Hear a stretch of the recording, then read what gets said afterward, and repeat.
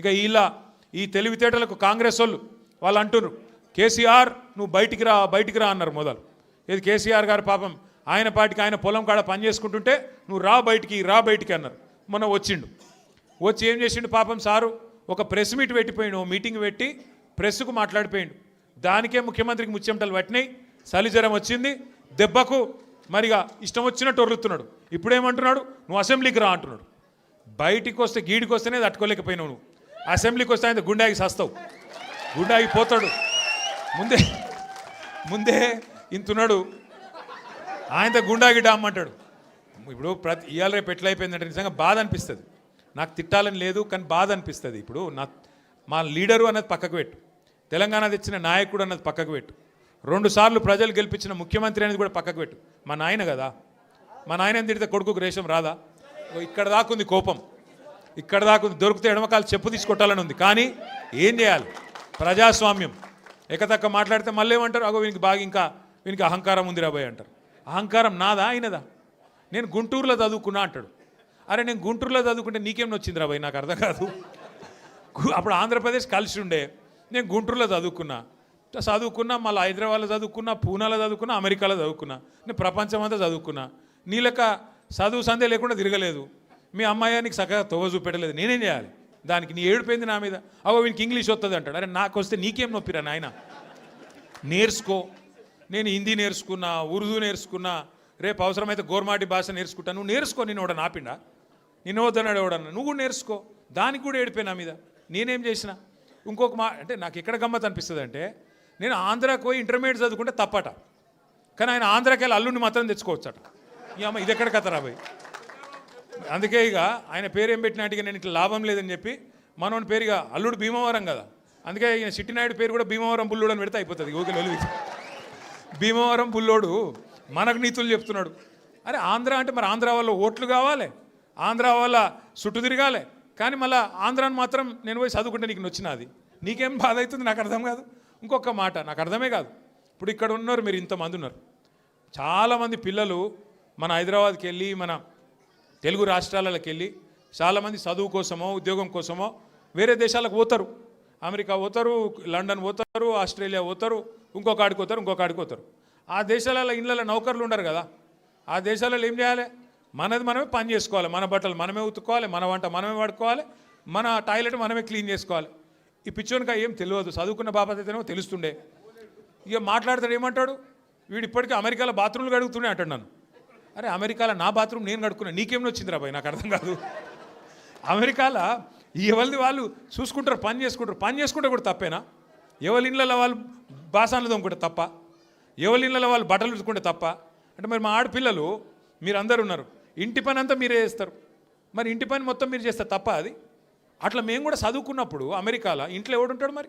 ఎవరి పనాలు చేసుకోవాలి, ఎవరి గిన్నెలాలు దోముకోవాలి, ఎవరి బట్టలాలు ఉతుక్కోవాలి, ఎవరి టాయిలెటాలు క్లీన్ చేసుకోవాలి. తప్పేమున్నది అలా? దాన్ని పట్టుకొని టాయిలెట్లు క్లీన్ చేసేటోడు నీ లెక్క సంచులు మోయలే, నీ లెక్క దొంగ పనులు అయితే నేను చేయలే.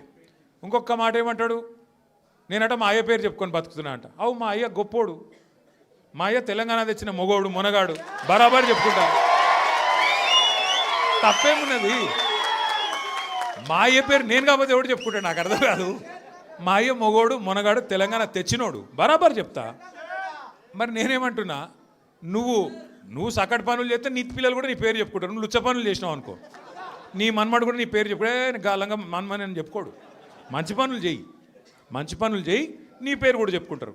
నీలాగా దొంగలకు సద్దులు కట్టుడు, బ్యాగులు మోసుడు, వాళ్ళ సంకల్ నాకుడు, ఢిల్లీకి పేమెంట్ కోటాలో పైసలు చచ్చుడు, గవి మాతో కావు.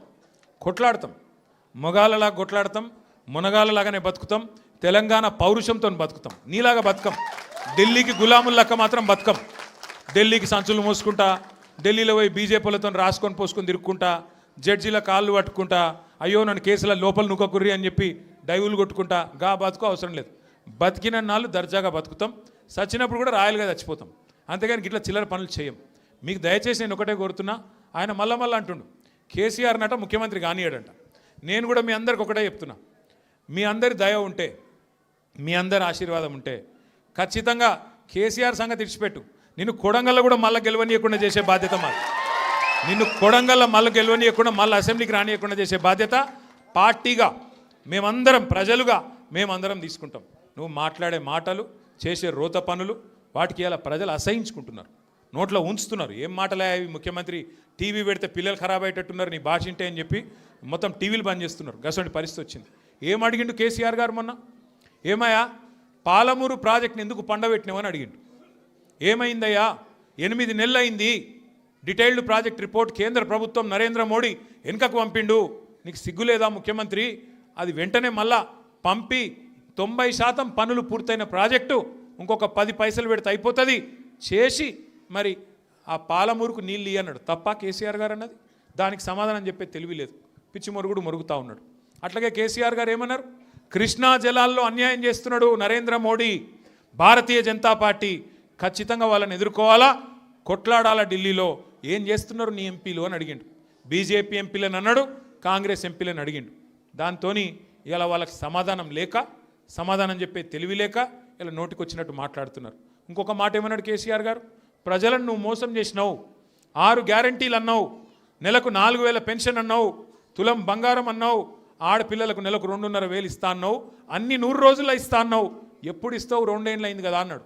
తప్ప కేసీఆర్ గారు ప్రధాన ప్రతిపక్ష నాయకుడిగా ప్రజల తరపున ప్రశ్నించుడు తప్ప? ఇవన్నీ అడిగితే ఆయనకు బూతులు వస్తున్నాయి, కోపం వస్తున్నది. ఆయన రియల్ ఎస్టేట్ వ్యాపారానికి, ఆయన భూముల కుంభకోణానికి, ఫ్యూచర్ సిటీ పేరు మీద చేస్తున్న డ్రామాకు కేసీఆర్ గారు బలమైన వాదనతోని ప్రజలను మళ్ళొక్కసారి లేపి బయటికి తీసుకొస్తే ఆగమైతుంది బతుకని చెప్పి ఇష్టం వచ్చిన తిట్లు తిడుతున్నావు. మనం పట్టించుకునే అవసరం లేదు.